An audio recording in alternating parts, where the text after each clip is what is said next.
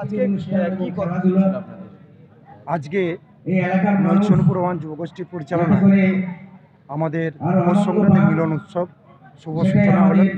এই সূচনা করলেন আমাদের প্রধান অতিথি ময়না কলেজের কর্মাধ্যক্ষ শ্রী দিলীপ পান্ডা মহাশয়।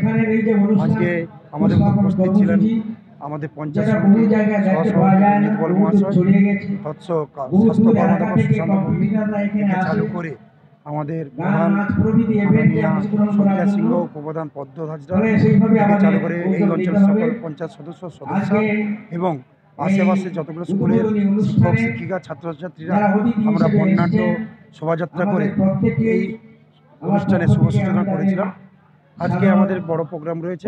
প্রথমে আমাদের প্রায় 24টা মতন টিমের মিনি ফুটবল টিমের খেলার আয়োজন করা হয়েছে, যেটা সারা রাত চলতে থাকবে।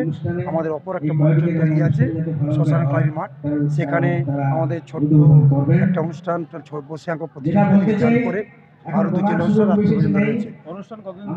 এই অনুষ্ঠান 15ই জানুয়ারি পর্যন্ত চলবে। এই 15 জানুয়ারির মধ্যে ঠাসা কর্মসূচি রয়েছে, দুটো মঞ্চ ধরেই হবে।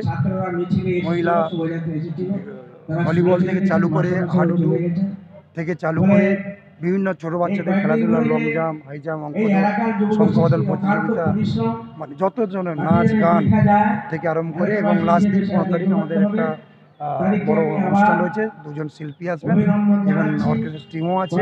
পুরো এই 7 দিন ধরে আমাদের টোটাল কালচারাল বা সাংস্কৃতিক যা প্রোগ্রাম তৈরি করার ব্যবস্থা করেছে, যাতে আমাদের একটাই টার্গেট এই অঞ্চল শুধু নয়, এই অঞ্চলের পাশাপাশি যতগুলো অঞ্চল এরিয়া আছে বিভিন্ন জায়গা থেকে প্রতিযোগিতা এসে এবং আমাদের বিধানসভার বাইরে থেকেও বিভিন্ন ব্লক থেকে হলদিয়া থেকে চালু করে নর্থ 24 পরগনা, নদিয়া, হুগলি, হাওড়া, ক্যালকাটা থেকেও টিম থাকবে বিভিন্ন রকম অনুষ্ঠানে যোগাযোগ করে।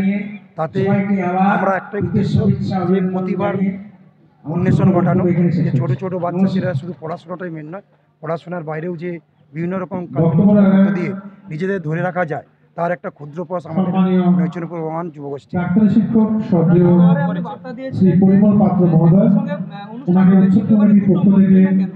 আচ্ছা বলি, এটা আমরা সত্যি গর্বিত এবং মোহিত যে এখানে একটা বিচ্ছিন্ন ঘটনাকে কেন্দ্র করে 8 বছর ধরে এই অনুষ্ঠানটা দুটো সাইডে করা হতো।